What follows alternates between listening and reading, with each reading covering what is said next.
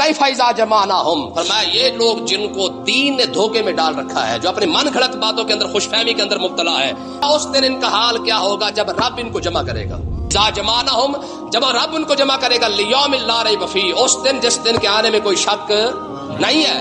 ہاں قرآن میں چپے چپے پہ بار بار جگہ جگہ پہ اللہ تبارک و تعالیٰ نے فرمایا وہ دن آنے والا ہے، وہ دن آنے والا ہے. مالک یوم الدین، سورہ فاتحہ سے لے کر آخر تک ایک ہی بات سمجھائی گی، فرمایا ایک دن آنے والا ہے. ٹھیک ہے نا جی. فرمایا لیوم لا ریب فیہ، جس دن کے آنے میں کوئی شک نہیں ہے نا، رب اس دن ان کو جمع کرے گا. اور کرے گا کیا؟ فرمایا ووفیت کل نفس ما کسبت، فرمایا کہ جو کچھ کر کے آ رہے ہیں رب پورا پورا ان کو دے گا. پھر رب پوچھے گا عاشق رسول ذرا بتا رہا کہ صرف نعتیں پڑھتے پڑھتے ساری زندگی گزار دی، نماز کس نے پڑھنی تھی، روزہ کس نے رکھنا تھا، حج کس نے کرنا تھا، زکوٰۃ کس نے دینی تھی، اسلام کو کس نے سمجھنا تھا، دین کو کس نے سمجھنا تھا، دین کا کام کس نے کرنا تھا، تو صرف خالی نعتیں پڑھ کے عاشق رسول ہو گیا.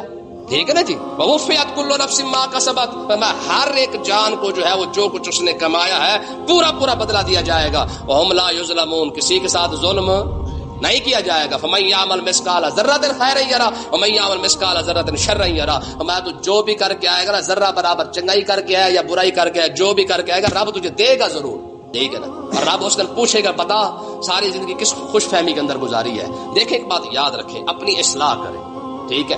رب کی رحمت میں کوئی شک نہیں ہے، اس کی رحمت حد سے زیادہ ہے، کوئی سوچ بھی نہیں سکتا ہے. لیکن علماء نے یہ مسئلہ لکھا ہے کہ صرف رب کی رحمت کو سامنے رکھ کر بندہ گناہ کرتا رہے، بندہ دین کو ہی چھوڑ دے، یہ بے وقوفی ہے. بات سمجھے کہ نہیں ہے؟ صرف اس کی رحمت کو دیکھنا اور رحمت کو دیکھتے ہوئے باقی سارا کچھ ہی چھوڑ دینا، اور صرف اس کی رحمت کو سمجھو جی وہ آپ بخشے گا.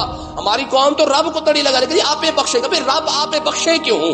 یا الذین آمنوا من یرتد منکم عن دینہ، فرمایا ایمان والو تم نے جس نے دین سے پھرنا ہے نا، منٹ ہمارے شوق پورا کر لے، دین سے پھر جائے، فسوف یأتی اللہ بقوم یحبهم ویحبون، فرمایا رب کو تمہاری ضرورت نہیں ہے، تمہاری پرواہ ہی کوئی نہیں ہے. ہاں تمہاری جگہ پہ رب ایسے بندے لے کے آئے گا، رب ان سے پیار کرے گا، وہ رب سے پیار کرے گا، تمہاری جگہ کوئی نہیں بچے گی. ہاں اس لیے نا رب کی رحمت میں شک نہیں ہے، لیکن اس کا مطلب یہ تھوڑی ہے کہ بندہ صرف اور صرف رحمت کو دیکھ کے سارا کچھ کرنا جائز شروع کر دے.